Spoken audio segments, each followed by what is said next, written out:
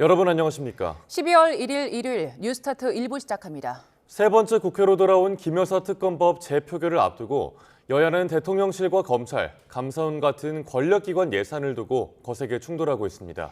여기에 기관장 탄핵까지 12월 국회도 양보 없는 대치가 예상됩니다. 나혜인 기자입니다. 민주당은 이재명 대표가 위증교사 1심 재판에서 무죄 판결을 받은 뒤 지난달 28일로 예고했던 김여사 특검법 재표결 일정을 2주 미뤘습니다. 날마다 번지는 명태균 씨 의혹과 당원 게시판 논란이 촉발한 여권 내 자중질환을 조금 더 지켜보면 이탈표가 더 나오지 않을까 기대하는 겁니다. 이 밖에도 상설특검과 최상병 국정조사, 감사원장 탄핵까지 대통령 부부와 여권을 압박할 장치들을 줄줄이 준비하고 있습니다. 한동훈 대표와 친한계 의원들이 살 길은 김건희, 윤석열 부부와 갈라서는 것뿐입니다. 국민의힘은 거대 야당의 공세 앞에 단일 대우가 깨질 일은 없다고 자신하고 있습니다. 한동훈 대표가 당원 게시판 문제로 자신을 공격하는 친윤계에 대항해 김여사 특검 수용 카드를 들 수 있다는 관측도 나왔지만 친한계에서도 명분이 약한 전략이란 지적이 나왔습니다. 명태균 씨를 향한 수사도 당장 윤 대통령 부부와 여당을 정조준하긴 어려울 거로 보여 여론을 주시하며 관망하는 분위기입니다. 의원들 만나서 얘기를 나누고 있고 이탈 우려하시는 분은 없다 이렇게 말씀드립니다. 다만 상설특검이나 국정조사, 감사원장, 검사 탄핵은 여론전과 헌법재판 말고는 현실적으로 막을 방법이 없어 고민스러운 대목입니다. 극한 정쟁에 내년 나라 살림에 쓸 예산안 심사는 상대적으로 관심을 받지 못했습니다. 민주당은 이번 기회에 국회의 예산심의 권한을 확실히 보여주겠다며 권력기관 특수경비와 정부 예비비를 대폭 깎겠다는 뜻을 고수하고 있습니다. 여당은 정부 손발을 묶으려는 시도라며 반발했지만 야당의 타협을 끌어낼 마땅한 유인책은 제시하지 못하고 있습니다. 이견을 대화로 풀지 못하고 정치적 해법 대신 수사나 법관의 심판에 기대는 악순환이 22대 국회 첫 해 더 심해졌다는 평가가 많습니다. YTN 나인입니다. 윤석열 대통령은 임기 후반기 양극화 타개를 목표로 중산층 강화를 위한 정책에 힘을 쏟고 있습니다. 그러나 이재명 민주당 대표의 1심 무죄 판결 이후 야당의 공세가 거센 데다 경제와 대외 환경도 녹록치 않습니다. 신윤정 기자의 보도입니다. 지난 10일 임기 반환점을 돈 윤석열 대통령은 후반기 국정기조로 양극화 타개를 천명했습니다. 서민들의 삶이 나아지는 정책을 통해 중산층을 강화하겠다는 겁니다. 후반기에는 양극화 타개로 국민 모두가 미래에 대한 희망을 가지고 민생과 경제 활력을 반드시 되살려서 새로운 중산층 시대를 열겠습니다.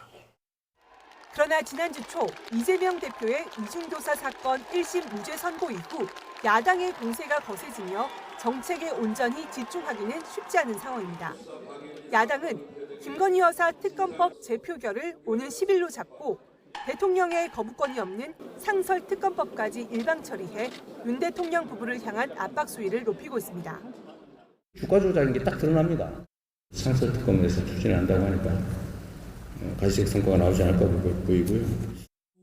나라 밖으로는 한미일 협력 강화를 전반기 주요 성과로 내세운 상황에서 미국과 일본과의 외교 상황도 불확실성을 키우고 있습니다. 트럼프 미국 대통령 당선인이 멕시코와 캐나다에 25% 관세를 물리겠다고 하면서 우리 기업의 대미 수출에도 빨간불이 켜지며 덩달아 성장률 전망치까지 하향 조정됐습니다. 트럼프 대통령 당선 이후 커진 교역 환경의 불확실성도 일부 반영하여 수출 증가율이 예상보다 상당폭 낮아질 것으로 전망했습니다. 여기에 대국민 사과 이후 오를 듯하던 지지율이 다시 주춤하며 10%대를 기록했습니다. 김 여사가 대외 활동을 중단하며 부정평가 원인 1위에서 내려왔지만 경제와 민생에 대한 부정적 여론이 높아졌고 외교에도 불만이 커졌습니다. 이런 가운데 사도광산 추도식 외교 실패 논란 속 내년 초 이시바 일본 총리의 방한이 추진되는 것으로 전해졌습니다. 외교를 통한 돌파구 찾기가 한계가 있어 인적 쇄신 부담은 더 커질 것으로 전망됩니다. YTN 신윤정입니다. 더불어민주당이 계획대로 이번 주에 감사원장에 대한 탄핵소추안을 국회 본회의에서 통과시키면 감사원의 기능이 무력화될 우려가 있습니다. 감사 계획과 잘잘못을 결정하는 감사위원회 구성이 여야 3대3 구도로 바뀌게 돼 주요 사항을 결정하지 못할 수 있기 때문입니다. 이종구 기자입니다. 더불어민주당은 최재해 감사원장을 수시로 압박했습니다. 정부 여당에 유리한 감사만 하고 불리한 내용은 눈감아줬다는 겁니다.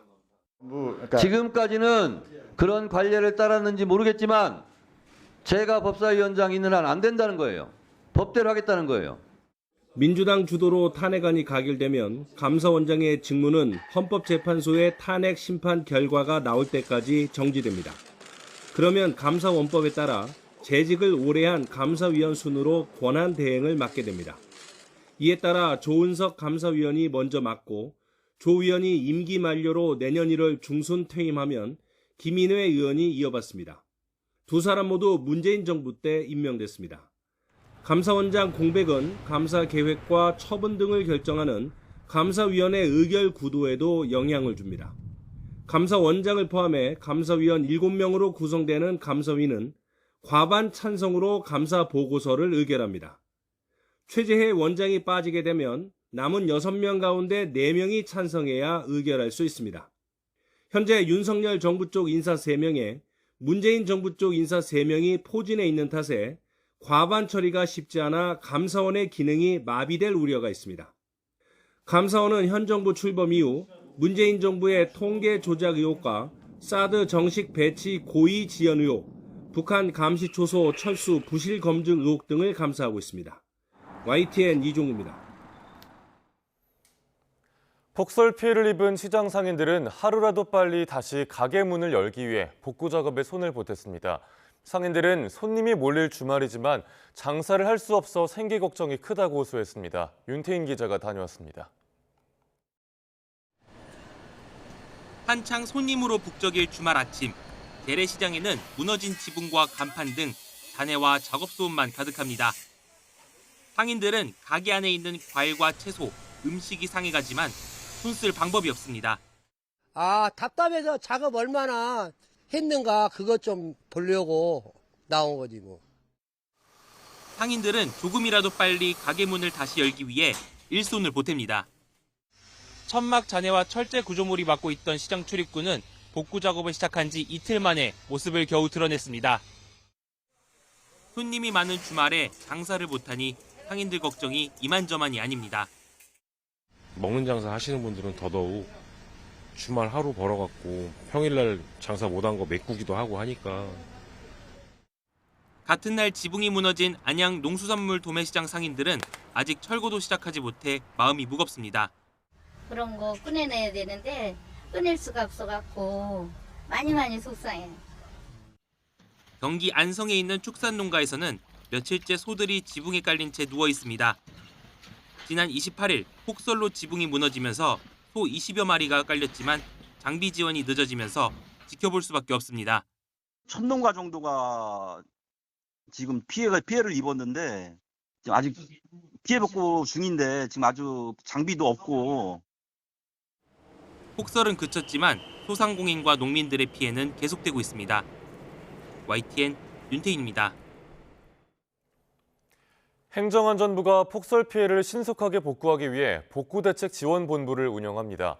지원본부는 피해 지역이 조기에 안정될 수 있도록 비닐하우스와 축사 등 대규모 피해 시설의 응급 복구 상황 관리와 이재민 구호 활동 등을 벌일 계획입니다.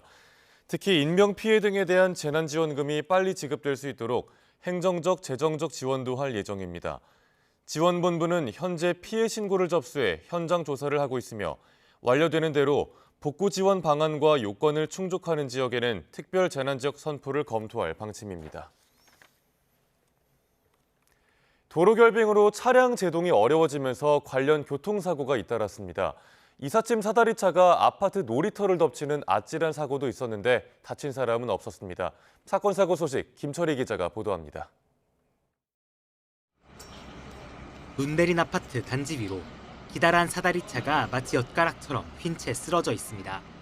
오전 11시 40분쯤 경기 화성시 영천동에 있는 아파트에서 이삿짐 사다리차가 쓰러지며 단지 내 놀이터를 덮쳤습니다. 아이들이 있었다면 대형 인명 피해가 날 뻔한 아찔한 사고였습니다.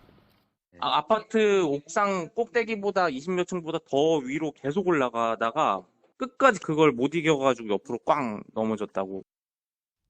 중앙 분리대에 눈이 쌓여 있고 운전자들이 차에서 내려 사고를 수습하느라 분주합니다. 새벽 6시 반쯤 경기 시흥시 범배터널 주변에서 차량 10대가 부딪혔습니다. 다친 사람은 없었지만 한때 도로가 전면 통제되는 불편을 겪었습니다. 정오쯤엔 서울 양양 고속도로 양양 분기점 주변에서 차량 8대가 잇따라 추돌했습니다. 정체 구간에서 앞서가던 차가 갑자기 멈춰 사고가 난 것으로 파악됩니다. 오전 8시 반쯤에는 충북 음성군에서 7.5톤 우유 수송 차량이 빙판길의 옆으로 넘어졌습니다. 차량에 갇혀있던 운전자는 구조돼 병원으로 옮겨졌습니다. 완전히 찌그러진 승용차 위로 1톤 트럭이 반쯤 들린 상태로 올라와 있습니다. 아침 7시 반쯤 인천 장수 고가교 부천 방향에서 차량 넉 대가 부딪혔습니다. 승용차 운전자가 갑자기 차량을 멈추자 뒤이어 차량 석 대가 잇따라 추돌했는데 경찰은 사고 당시 승용차 운전자의 혈중알코올 농도는 면허 정지 수준이었다고 설명했습니다. YTN 김철입니다. 올겨울 기록적인 첫눈이 내리며 한파가 찾아오더니 주말 사이 기온이 올랐는데요. 이번 주에는 다시 영하권의 추위가 예보돼 있습니다. 이럴 때일수록 낙상 사고와 한랭 질환을 조심해야 하는데요. 이문석 기자가 전해드립니다. 눈길에 빙판길, 살얼음까지 겨울이면 미끄러짐 사고가 급증합니다. 낙상 사고를 대비하는 가장 기본은 넘어졌을 때 바로 바닥을 짚을 수 있게 손을 주머니에서 빼고 다니는 겁니다. 머리나 몸에 가는 충격을 줄여 크게 다치는 걸 막을 수 있습니다. 미끄러워 보이는 길에선 쉽게 중심을 잡도록 보폭은 줄이고 무릎은 살짝 굽혀 걷는 게 도움됩니다. 되도록 등산화처럼 마찰력이 큰 신발을 신고 눈에 보이는 빙판길은 최대한 돌아서 가는 게 상책입니다. 그런데도 미끄러져 크게 넘어졌을 땐 갑자기 일어나지 말고 먼저 호흡부터 가다듬고 다친 곳이 있는지 살펴보도록 합니다. 동상이나 저체온증 같은 한랭 질환 역시 겨울철 불청객입니다. 올겨울은 기온이 평년과 비슷하거나 조금 높을 것으로 전망됐는데 한파뿐 아니라 요즘처럼 기온이 갑자기 변할 때 한랭 질환 위험이 크다는 설명입니다. 기온 변동이 크면 신체 적응 능력이 떨어져서 갑자기 추워질 때 한랭 질환에 대한 위험이 커질 수 있습니다. 체온 유지에 취약한 노인과 어린이는 장갑과 모자, 목도리 등으로 보온에 더 신경 써야 합니다. 실제로 지난 겨울 응급실을 찾은 한랭 질환 환자는 10명 중 6명이 60세 이상이었습니다. 심뇌혈관 질환이나 당뇨, 고혈압 환자도 급격히 온도가 변하면 증상이 악화할 수 있어 갑자기 추위에 노출되지 않도록 조심하는 게 좋습니다. 또 술에 취하면 추위를 느끼는 능력이 떨어지는 만큼 한파 기간 모두 과음을 피하라는 조언입니다. YTN 이문석입니다.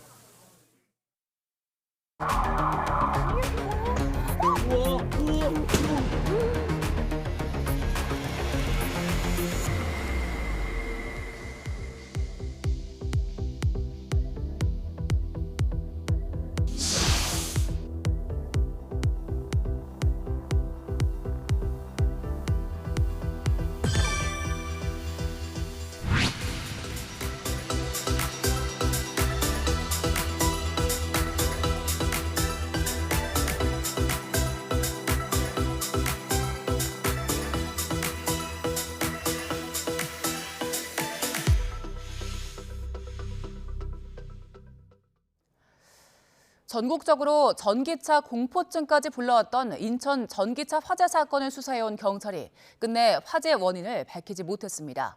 장비가 모두 불에 타서 분석할 수 없었다는 건데 제조사인 벤츠의 책임 규명에 실패하면서 누구에게 피해 책임을 물어야 할지 난감한 상황입니다. 양동훈 기자의 보도입니다.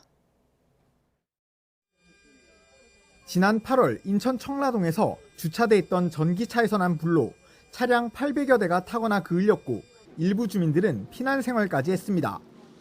경찰은 전담팀을 꾸려 3차례 합동 현장 감식을 벌이는 등 넉 달 동안 대대적인 수사를 벌였지만 화재 원인을 파악하지 못했다고 밝혔습니다. 배터리팩 외부 충격으로 인한 손상 가능성 등을 제기한 국과수 소견을 바탕으로 외부 전문가에게 분석을 맡겼지만 배터리 관리 장치가 모두 손상돼 화재 원인 규명에 실패했다는 겁니다. 또 제조사인 벤츠 측의 차량 출고와 인도 과정 등에는 특별한 과실이 없었고 화재 당시 차량이 이틀 넘게 주차된 상황이었던 만큼 운전자 과실도 발견하지 못했다고 말했습니다. 이에 따라 경찰은 화재 후 스프링클러를 끈 관리사무소 직원 등 4명만 검찰에 송치하기로 했습니다. 경찰이 화재 원인을 밝히는 데 실패하면서 막대한 피해는 발생했는데 누구에게 보상 책임을 물을지 막막한 상황입니다. 화재 확산에 책임이 있는 직원들에게 손해배상을 청구하는 방법 등이 있지만 현실적으로 개인이 수백억 원에 달하는 피해를 물어내기는 어렵기 때문입니다. 직원들 4분에 대해서 개인적으로 이제 민사소송을 할 수는 있겠지만 보상들을 받으시기가 되게 어려워지지 않았을까. 앞서 불이 난 벤츠 전기차 모델 소유주 50여 명은 벤츠를 상대로 배터리 열 폭주 위험이 큰데도 예방할 수 있는 적절한 설계 등을 하지 않았다며 집단 소송을 제기했습니다. 이들은 불이 나기 전 연기 발생 등 이상을 감지했을 때 배터리 관리 장치가 작동하지 않은 것 자체가 문제인데 경찰이 부실 수사로 원인 규명에 실패했다며 소송을 계속하겠다고 밝혔습니다. 그래서 지금 형사 책임에서는 부실 수사로 면죄부를 줬을진 몰라도 민사소송에서는 이 결함의 추정 범위가 있기 때문에 벤츠코리아는 경찰 수사 결과 발표 이후 주민들의 고통을 인식한다며 자체 피해 분석이 완료되는 대로 가능하고 합당한 책임을 지겠다고 밝혔습니다. YTN 양동훈입니다. 어젯밤 9시쯤 경기 안성시 서운면 신촌리에 있는 비료 공장 안 컨테이너에서 불이 났습니다. 불은 50분 만에 꺼졌고 컨테이너 안에서 한 명이 숨진 채 발견됐습니다.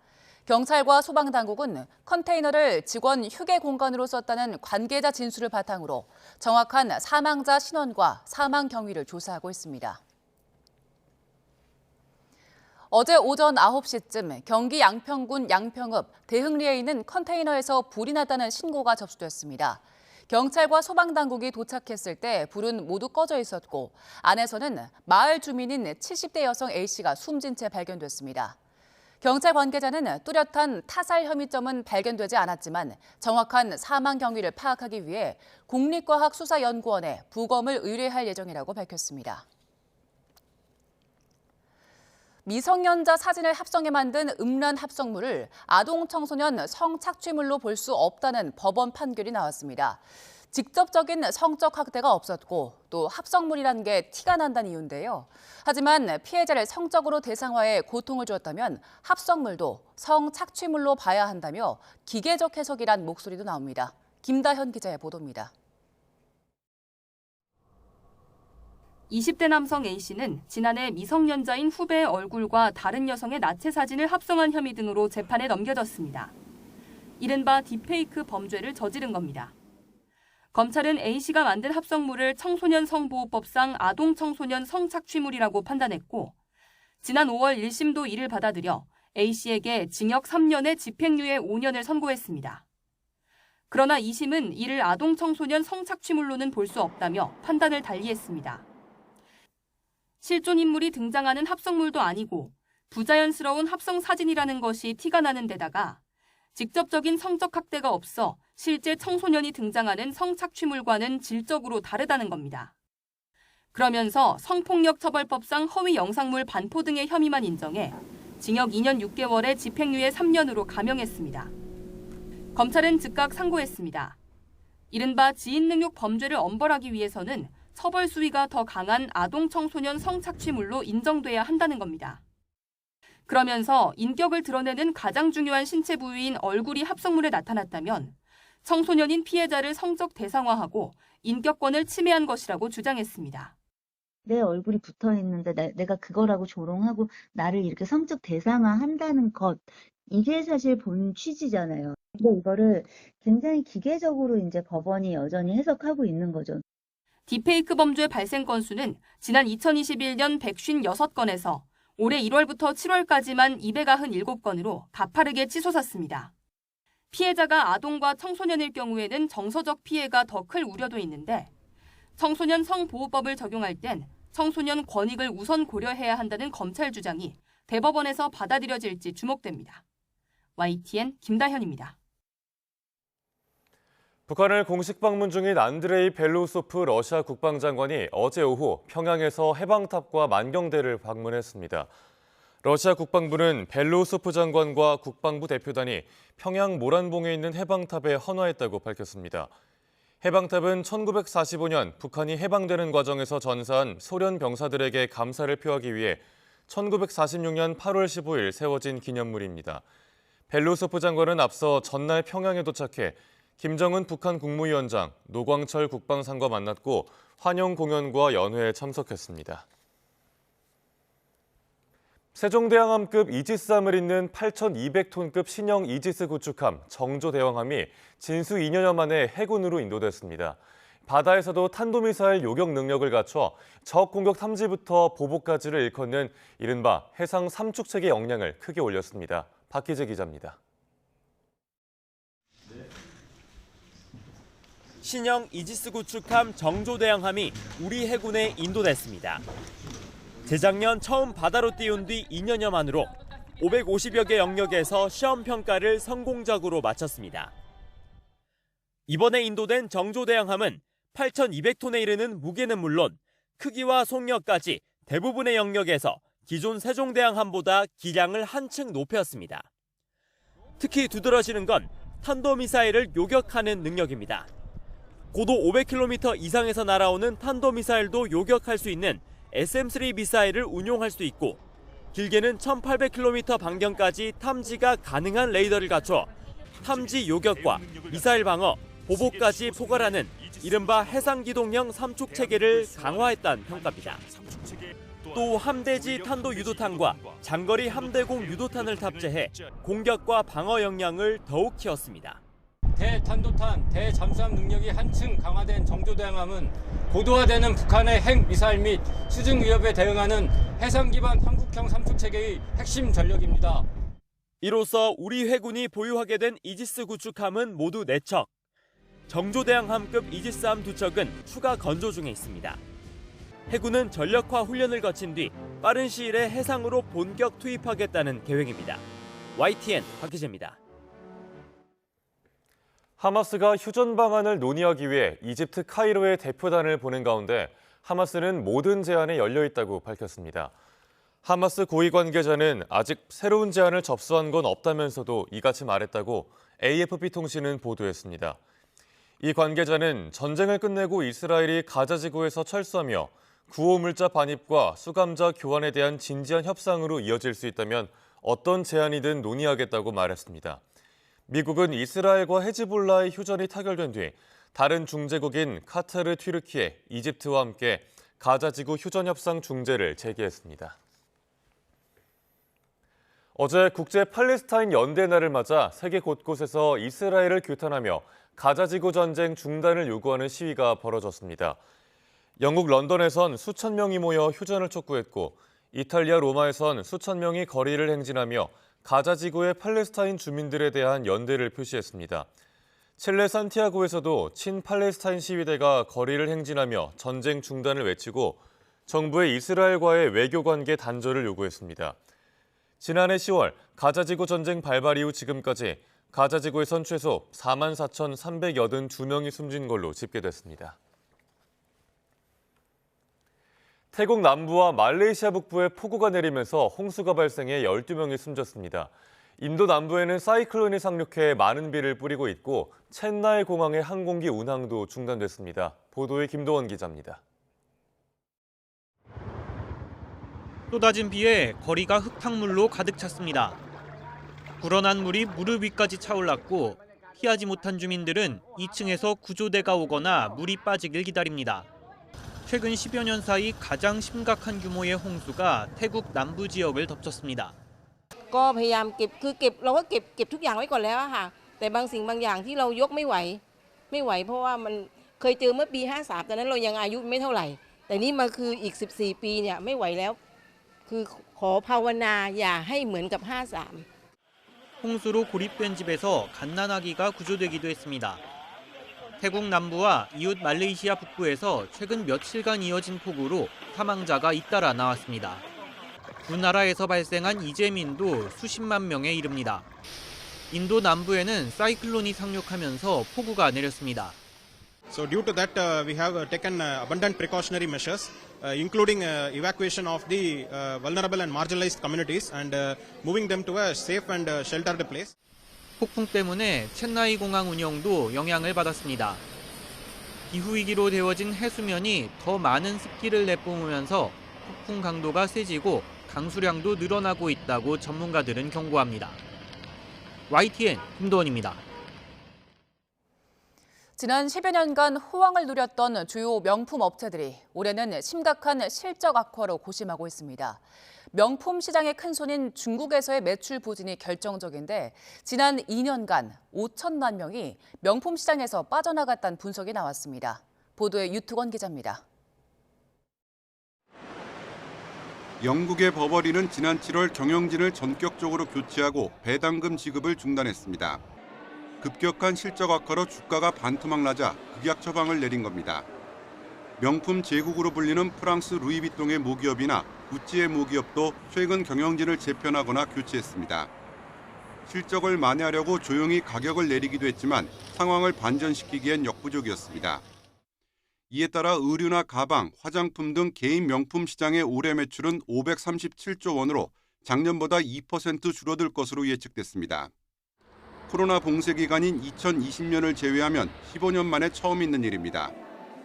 끊임없이 가격을 올리면서도 호황을 누렸던 명품 시장이 주저앉은 가장 큰 이유는 중국의 경기 침체입니다. 미국과 유럽, 일본에서 선방하고 있지만 10여 년간 시장을 주도했던 중국의 매출액은 극적으로 감소하고 있습니다.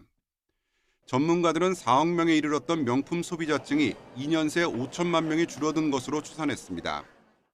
하지만 업체별로는 희비가 엇갈려 초고가 브랜드를 중심으로 일부 업체는 견고한 성장세를 유지하고 있습니다.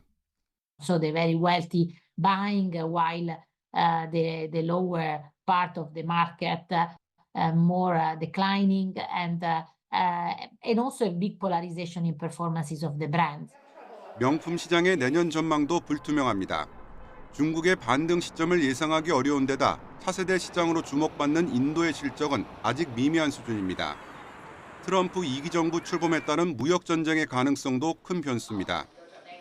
2010년대 후반부터 시장에 진입하기 시작했지만 이전 세대보다 브랜드에 대한 충성도가 낮은 Z세대를 어떻게 잡느냐도 관건으로 꼽히고 있습니다. YTN 유통원입니다. 미국의 주요 보건조직 수장에 백신 무용론자나 팬데믹 대비 봉쇄에 반대했던 인사들이 속속 지명됐습니다.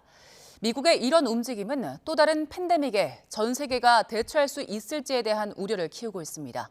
권영희 기자의 보도입니다.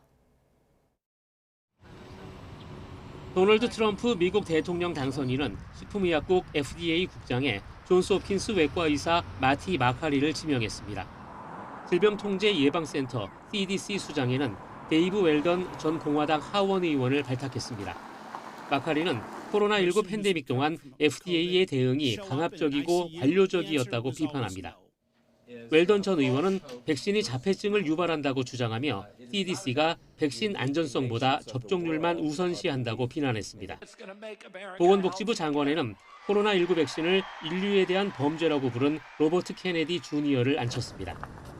1기 때는 전염병 대응 경험이 많은 인사들을 기용했지만 이번엔 완전히 다른 선택을 했습니다.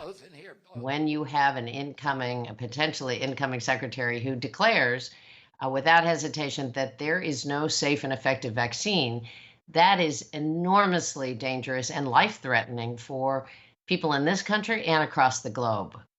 트럼프의 새 보건팀은 전염병 대응 대신 당뇨병과 심장병, 만성 질환을 해결하겠다고 약속했습니다. 그러나 기후변화 등으로 대규모 전염병 발병이 불가피한 상황에서 백신 신뢰도를 약화하면 비상사태에 대응하기가 어렵습니다.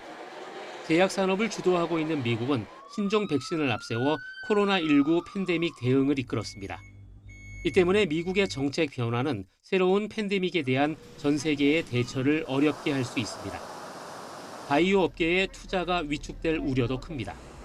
I do think, as far as his policy is concerned, that we are for the choice to and the consent and holding pharmaceutical companies liable, but also holding him liable for speaking the truth on things that could affect public health.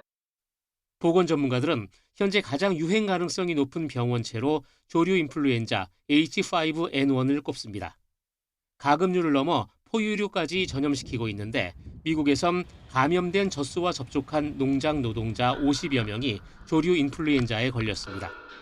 최근엔 캘리포니아와 캐나다에서 감염 동물과의 접촉 없이 이 병에 걸린 사례가 발생했고 시중에 판매된 생우유에서도 바이러스가 검출됐습니다. YTN 권영입니다. 치매를 일으키는 여러 원인 가운데 퇴행성 뇌질환인 알츠하이머병이 전체 치매의 50에서 60%를 차지하는데요. 이번 달 알츠하이머병 신약이 국내 처음으로 도입됩니다. 병의 원인 물질을 없애는 최초의 약물로 기대가 크지만 부작용 우려도 나옵니다. 김주영 기자가 보도합니다. 지난해 65세 이상 고령자 10명 가운데 1명이 치매 환자일 정도로 치매는 초고령 사회에 피할 수 없는 그림자입니다. 관련된 약들이 나와 있지만服用 초반 증상을 완화해주는 수준일 뿐입니다. 그런데 치매의 가장 큰 원인으로 꼽히는 알츠하이머병 신약 레켐비가 국내 처음으로 도입됩니다. 알츠하이머 치매는 비정상적인 아밀로이드 베타 단백질이 뇌에 쌓여 발생하는 것으로 알려져 있습니다. 이번 신약은 이 단백질 덩어리가 상당 부분 쌓이지 않도록 하는 원리입니다. 원인 물질을 없애 치매 진행 속도를 전체적으로 늦춰주는 첫 약품인 만큼 기대감이 클 수밖에 없습니다. 실제 약을 썼을 때 아밀로이드 베타 단백질 축적을 절반 이상 막아준다는 연구 결과도 나왔습니다. 6개월 정도를 더 이제 기억력이 유지된 상태로, 인지 기능이 유지된 상태로 좀 살 수 있게 됐다, 이렇게 보시면 될 것 같습니다. 다만 신약은 전체 치매 환자가 아니라 임상 실험이 진행됐던 초기 치매 환자를 대상으로만 사용될 예정입니다. 여기에 부작용 우려도 존재합니다. 외국의 경우 일부 투약 환자가 뇌출혈, 뇌부종을 겪은 것으로 나타났습니다. 유럽과 호주 보건당국이 레켐비를 승인하지 않은 이유입니다. 저희가 허가사항 자체에서도 사실 그 뇌부종이나 뇌출혈의 리스크를 MRI 모니터링을 하도록 되어 있습니다. 같은 계열의 약제들을 한 번에 모니터링하고 관리할 수 있는 그런 체계를 구축할 계획이 있습니다. 백인 외에는 효능이 충분히 입증되지 않았다거나 아시아계에게는 부작용이 더 적었다는 등 상반된 분석도 나오는 가운데 국내 환자들에게 어떤 효과를 낼지 관심이 쏠립니다. YTN 김주영입니다.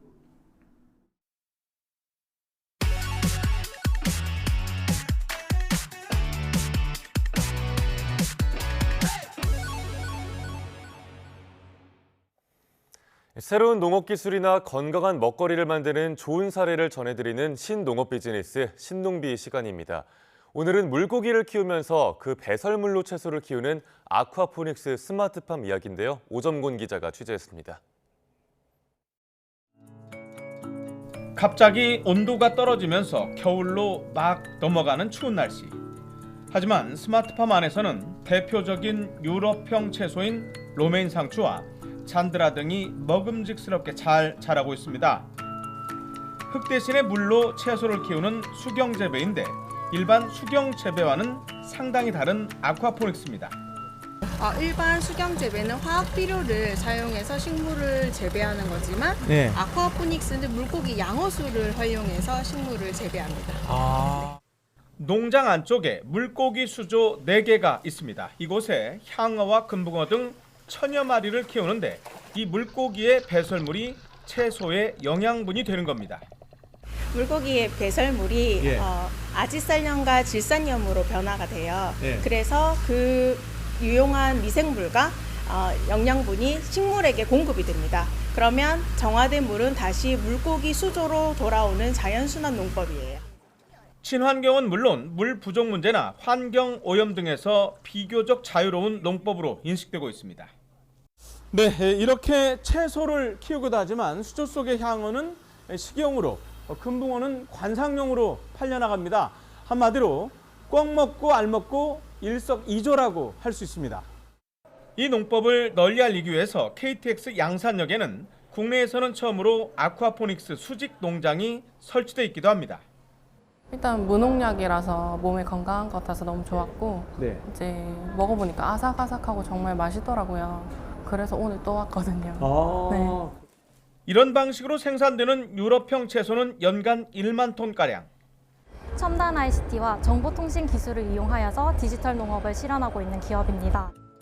또한 극심한 기후변화 속에 저탄소 농법의 아쿠아포닉스는 상업적인 측면뿐 아니라 도심 치유 농업 측면에서도 주목받고 있습니다. YTN 오정곤입니다. 겨울이 되면 떠오르는 과일이 바로 딸기죠. 카페와 마트 등 유통사들이 딸기를 넣은 제품을 선보이며 본격적인 딸기 시즌에 돌입했습니다.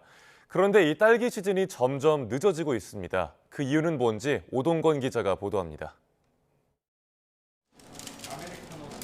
다져진 딸기가 잔으로 들어가면 달콤한 음료가 완성됩니다. 겨울에만 맛볼 수 있는 딸기 시즌 메뉴입니다. You know, in the winter, especially in Korea, it's like extremely cold. So, you know, we kind of try to find some comfort, you know, wherever we can. And I think strawberries are like one of these great fruits that. 전 딸기 항상 좋아해요. 딸기가 맛있어요. 카페와 편의점 등 유통사가 본격 딸기 시즌에 돌입했습니다. 케이크와 샌드위치 등 딸기 품은 제품도 다양합니다. 마트 3사 역시 이달 중순부터 딸기 시즌에 들어갔지만 초반 공급이 원활하지 않습니다. 그동안 대형마트들은 보통 10월 말에서 11월 초부터 딸기 판매에 들어갔는데 매년 조금씩 미뤄지다가 올해는 2주 이상 늦어졌습니다. 8월 말 9월 초에 심은 뒤 90일간 키워 수확하던 딸기가 날씨가 더워지면서 뿌리를 내리는 시기가 계속 늦어지고 있기 때문입니다. 여름철 고온이 좀 지속이 계속 되다 보니까 정식이 늦춰지면서 지금 11월에는 출하가 좀 지연이 된 부분이 있고요. 그리고 10월에도 일조량이 조금 부족하다 보니까 생육 회복되는 속도가 조금 늦어져서 한국농촌경제연구원은 출하 면적이 지난해보다 1.4% 증가한 데다 대부분 지역에서 수확이 시작돼 공급이 안정될 것으로 전망했습니다. 하지만 이상기후가 작황에 영향을 주는 상황은 이어질 예정이어서 금사과, 금배추에 이어 금딸기 현상이 나타날 수 있다는 우려의 목소리가 커지고 있습니다. YTN 오동건입니다. 전라남도가 고향을 사랑하는 마음을 퍼뜨리고 든든한 응원군을 만들기 위해 애쓰면서 고향사랑기부금 전국 1위에 오르고 서포터즈도 계속 늘고 있는데요. 기부금이 실제로 어떻게 쓰이는지 체험해 볼 수 있는 프로그램도 선보였습니다. 김범환 기자가 전합니다. 전남의 대표적 친환경 농촌 체험 마을입니다. 유기농법으로 재배한 콩으로 두부를 만드는 체험이 한창입니다.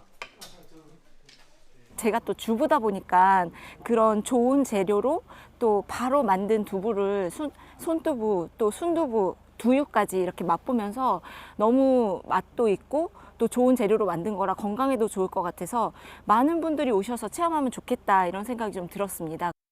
목사골 전남 나주에도 전남 사랑의 서포터즈로 활동하고 있는 체험객이 찾아왔습니다. 사랑의 서포터즈 화이팅! 고향 사랑 기부금이 실제로 어떻게 쓰이는지 알아보기 위한 발걸음입니다. 애들도 데려와서 같이 가족 체험을 하고 싶은 마음이 많이 들고 또 동네 분들이랑 이야기를 해보니까 외갓집에 온 듯이 너무 마음이 따뜻해지는 것 같아요. 고향마을 사업은 고향사랑 기부제에 참여한 분들이 직접 그 마을에 참여해서 체험을 하고 그걸 통해서 그 주민들과 유대를 갖고 그리고 주민들에게는 도시민이라는 관계 인구를 또 형성하게 되고 결과적으로 농촌마을의 활성화를 꾀하는 그런 사업입니다. 지난해 모인 전남의 고향사랑 기부금은 143억 원으로 전국 1위. 올해도 상반기까지 1위를 지키고 있습니다. 마을 고유의 볼거리, 즐길거리, 먹거리를 전문가 컨설팅을 통해 기부자들이 전남을 매력을 오롯이 느낄 수 있는 으뜸 체험 프로그램을 만들고 기부자들이 체험 프로그램을 활동을 통해 기부가 어떻게 쓰이는지 몸소 느낄 수 있도록 고향사랑 기부와 함께 전남을 알리고 지원하는 전남 사랑의 서포터즈도 53만 명, 고향 사랑 기부금을 쓸 수 있는 전남의 할인 가맹점도 500개를 넘어서면서 선순환을 통한 지역 경제 활성화 효과를 톡톡히 내고 있습니다. YTN 김범환입니다.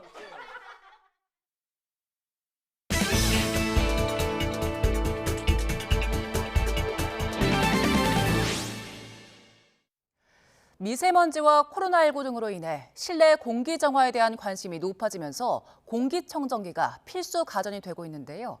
국내 연구진이 필터 교체 없이도 물을 이용해 이산화탄소와 미세먼지를 깨끗하게 정화하는 기술을 개발했습니다. 임늘술 기자의 보도입니다.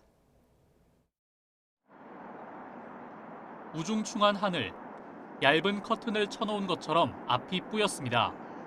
지난 22일인 올해 소설에는 첫눈이 아닌 미세먼지만 가득했습니다. 날이 추워질수록 미세먼지가 심해지다 보니 사흘은 춥고 나흘은 미세먼지가 기승을 부린다는 3만3이라는 신조어까지 나왔습니다. 오염된 실내 환경 개선을 위해 공기청정기 사용이 늘고 있지만 필터의 성능 저하나 폐기물 문제가 골칫거립니다. 그런데 국내 연구진이 우리 몸의 순환계를 모사한 친환경 공기정화 시스템을 개발했습니다. 개발한 시스템에 펌프로 오염된 공기를 주입하면 탄성 마이크로 가공 필터를 통과하면서 미세 버블이 만들어집니다. 작고 균일한 미세 버블이 미세먼지와 이산화탄소를 잡아 물속에 가두고 물의 순환을 통해 실내 이산화탄소는 외부로, 산소는 실내로 보내 쾌적한 환경을 만듭니다. 이번 기술은 물로 미세먼지와 이산화탄소를 동시에 제거하고 순환 시스템을 통해 멈춤 없이 공기 정화를 할 수 있는데요. 이렇게 휴대용으로도 이용 가능합니다. 인체의 시스템, 순환계하고 호흡계를 모사를 해서 개발하게 되었고 순환 시스템을 통해서 실내와 실외에 기체 교환을 자연스럽게 이용을 해서 실내에 쌓이는 VOC하고 CO2를 외부로 배출할 수 있는, 그리고 미세먼지하고 CO2 두 개를 동시에 해결할 수 있는 기술. 실제로 밀폐된 공간에 쥐를 넣어 이번에 개발한 시스템을 적용했더니 이산화탄소는 30% 줄어들고 쥐의 활동성은 53% 올라갔습니다. 또 기존에는 필터 사용 시간이 늘수록 성능 저하나 악취 등이 발생했지만 이번에 개발한 기술은 필터 청소나 교체 없이 물만 새로 바꿔주면 폐기물도 생기지 않습니다. 시스템의 구동 원리와 구조가 비교적 단순하고 규모가 확장이 가능하여 기존의 고가의 복잡한 공기정화 시스템을 대체할 수 있을 것으로 기대됩니다. 연구팀은 개발한 정화 시스템이 이산화탄소뿐 아니라 아세톤과 에탄올 등 공기 중 다른 오염물질도 정화할 수 있으며 다양한 공간과 크기에 맞춰 현장 적용이 가능할 것으로 기대했습니다. YTN 사이언스 임늘솔입니다. 마크 저커버그가 스마트폰의 뒤를 잇는 컴퓨터 장치라고 지목한 혁신적인 물건이 바로 스마트 안경인데요. 이걸 구현하는 핵심 렌즈를 우리나라 스타트업이 만들고 있습니다. 이 제품을 비롯해 올해 최고의 발명 특허 제품은 무엇인지 장하영 기자가 취재했습니다. 둘 다 진짜 양초 같지만 하나는 가짜입니다. 아이언맨처럼 안경을 끼면 보고 싶은 정보가 눈앞에 가상 패널에 펼쳐집니다. 기존 스마트 안경보다 훨씬 가벼우면서 선명하고 넓게 볼 수 있는 건 핀틸트 기술 덕분입니다. 기존의 버드베스 광학계나 웨이브 가이드 광학계에 대비해서 정말 부피도 작으면서 동시에 높은 광학 성능, 다시 말해서 정말 선명한 증강현실 이미지를 보여줄 수 있는. 마크 저커버그도 스마트 안경인 오라이언을 선보이며 스마트폰 다음 세대 기기로 지목했는데 출시는 3년 뒤에나 가능한 걸로 알려졌습니다. 반면 이 업체의 렌즈는 이미 올가을에 일본 최대 통신사를 통해 일본에서 제품으로 출시됐습니다. 보청기를 대체할 수 있는 획기적인 음성 인식 기기도 올해의 발명품으로 꼽혔습니다. 실생활에서 음성 인식을 사용하다 보면 주변 소음 때문에 대화를 포착하지 못하는 경우가 많은데 이 어플리케이션을 사용하면 상대방의 목소리만 선명하게 들립니다. 목소리만 추적하는 알고리즘을 활용해 잡음을 제거하는데 앞으로 한 달 4,000원 수준의 구독료만 내면 사용할 수 있을 전망입니다. 굴곡과 표면적을 높여서 낙엽이 쌓이고 담배꽁초가 끼어도 물이 잘 빠지는 빗물바지 필터도 나왔습니다. 지식자산은 기업을 영위하는 데 있어서 가장 중요한 버팀목이라고 생각합니다. 지식자산이 있는 기업과 없는 기업을 생각을 해보면 특허 상표를 가지고 있는 보유한 기업들이 훨씬 더 성공 가능성이 높습니다. 지난 7월 우리나라 사람이 보유한 특허는 100만 건이 넘었습니다. 특허청은 2027년까지 국내 기업의 산업재산권을 200만 건까지 늘리겠다는 계획입니다. YTN 장하영입니다. 대기업과 할리우드라는 안정된 직업을 버리고 게임 개발에 뛰어든 사람들이 있습니다. 이들이 만든 인디게임이 최근 열린 게임쇼에서 호평을 받았습니다. 최광현 기자의 보도입니다. 대기업을 그만두고 40살이라는 나이에 게임 개발에 뛰어든 박진만 대표. 1인 개발자로 시작해 지금은 직원 5명을 둔 게임사 대표가 됐습니다. 그가 제작한 게임은 메탈 슈츠. 1990년대 오락실을 평정했던 메탈 슬러그를 재해석한 게임입니다. 제가 어렸을 때 저희 삼촌께서 오락실을 하셨거든요. 그때부터 메가맨이라든지 메탈 슬러그 게임도 굉장히 오래됐기 때문에 그런 걸 만들고 싶은 욕심이 좀 있었습니다. 메탈 슈트에는 각기 다른 특징을 지닌 13종의 슈트가 등장합니다. 이 슈트를 입으면 다채로운 전투가 가능합니다. 이제 출시를 앞두고 있지만 여전히 두려운 건 마찬가지고요. 메탈 슈즈라는 그 게임으로 시작한 IP가 영화도 되고 애니메이션도 되는 그런 먼 미래 언제 될지 모르겠지만 그런 걸 좀 꿈꾸고 있어요. 몰입감 있는 이야기와 다크 판타지풍의 분위기가 강점인 게임 더 렐릭. 이 게임을 제작한 박인혁 대표는 과거 할리우드에서 컴퓨터 그래픽을 담당했던 아티스트 출신입니다. 안정된 직업을 떠난 것은 게임에서 느껴지는 교감의 매력에 빠졌기 때문입니다. 똑같은 감동과 감정과 본인들이 원하는 그 영상만이 전달할 수 있는 느낌을 게임에서도 충분히 전달할 수 있다라고 판단이 들어서 이 게임은 우선 화려한 그래픽이 시선을 사로잡습니다. 이어 역동적인 동작으로 80종의 보스를 공략하는 재미가 뛰어납니다. 인디게임이라는 것 자체가 한마디로 정의하자면 도전이라고 볼 수 있고요. 저희 게임을 좀 재밌게 즐기실 수 있는 그런 회사를 만드는 게 제 목표입니다. 안정된 직업을 벗어던지고 아이디어와 열정으로 완성된 새로운 인디게임들. 부산 지스타에서 선보이며 큰 호평을 받은 이 인디게임들은 내년에 게이머들을 만날 예정입니다. YTN 최광현입니다. 네, 배우 송강호와 박정민이 국내에서 처음 배구를 소재로 한 코미디 영화로 돌아옵니다. 최근 흥행이 부진한 한국 영화 시장에 새로운 바람이 불지 관심입니다. 이번 주 볼만한 영화와 OTT 시리즈를 김승환 기자가 소개합니다. 남들은 10승, 20승 잘도 하는데 나는 어째 이렇게 한 번 이기기도 이렇게 힘드냐. 최약체 여자 배구팀이 단 1승을 목표로 하는 한국 영화 최초로 배구를 다룬 영화입니다. 딱 한 번만 이기시면 됩니다. 한 번, 두 번도 아니고. 이겨본 적 없는 배구 감독으로 군한 배우 송강호가 오랜만에 유쾌한 연기로 돌아왔습니다. 들어가 빨리. 연말이다 보니까 좀 힘들게 한 해를 보내신 관객분들에게 좀 기분 좋게 극장문을 나설 수 있는 좀 환한 이제 박하사탕 같은 그런 느낌의 어떤 감독님 들어가 쉬세요. 1승만 하면 20억을 주겠다고 제안하는 재벌 2세 구단주 역할의 박정민도 특유의 능청스러운 연기를 선보입니다. 괴짜 구단주가 들어오면서 좀 변수들이 생기면서 진행이 되는 거라서 그런 부분들이 기존의 또 스포츠 영화들하고는 조금 달랐던 것 같고. 다른 걸 왜 데뷔를 해? 다른 거 우리 선수들 다 무시하는 거야? 회의하지 마. 하지 마. 생각보다 상황이 안 좋아. 지난 2001년 서울 홍제동 화재 참사를 스크린으로 옮겨놓은 작품입니다. 포기하지 마라. 포기하지 마라. 내가 금방.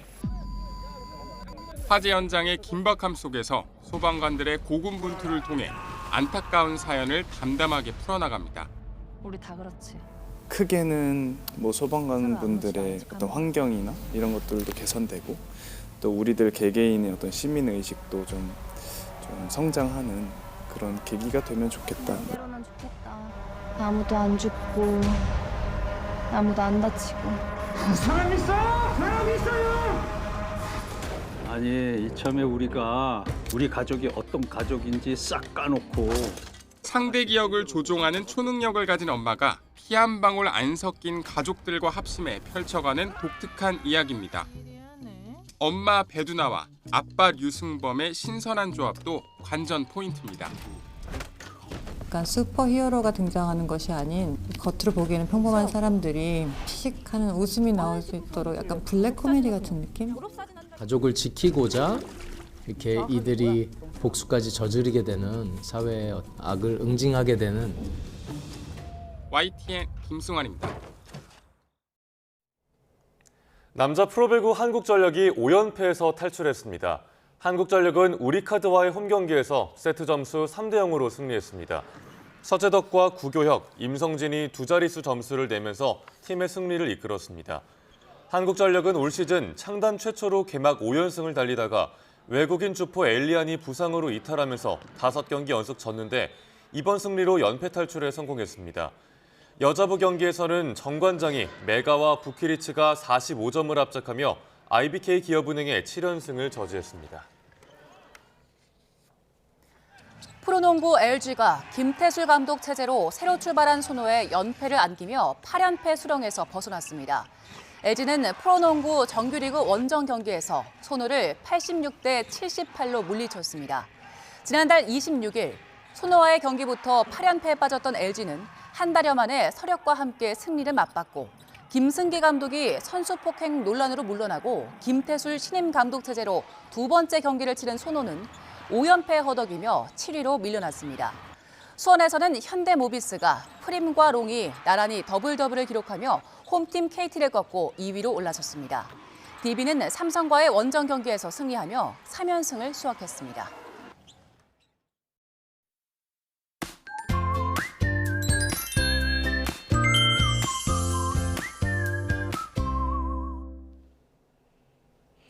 (12월의) 첫날인 오늘 심한 추위는 없겠습니다. 현재 서울 기온은 1.7도로 다시 영상권을 회복했고요. 한낮에도 10도까지 오르는 등 어제보다 4도가량이 높겠습니다.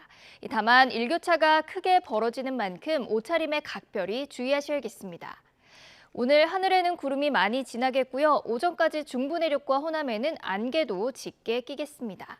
또 제주도에는 오전부터 저녁 사이에 오후에는 서울 등 중서부 지역에 5mm 미만의 비가 조금 내리겠습니다. 현재 기온 살펴보겠습니다. 현재 서울 기온은 1.7도, 대구는 2.9도를 나타내고 있습니다. 오늘 낮 기온은 어제보다 2도에서 5도가량이 높겠는데요. 서울이 10도, 대전과 대구가 14도, 광주는 15도, 부산은 16도를 보이겠습니다. 내일도 중부와 전북에는 비가 내리겠고요. 화요일부터는 다시 영하권 추위가 찾아올 전망입니다. 지금까지 날씨 정보였습니다. 뉴스타트 1부 마칩니다. 잠시 후 2부가 이어집니다. 시청해주신 여러분 고맙습니다.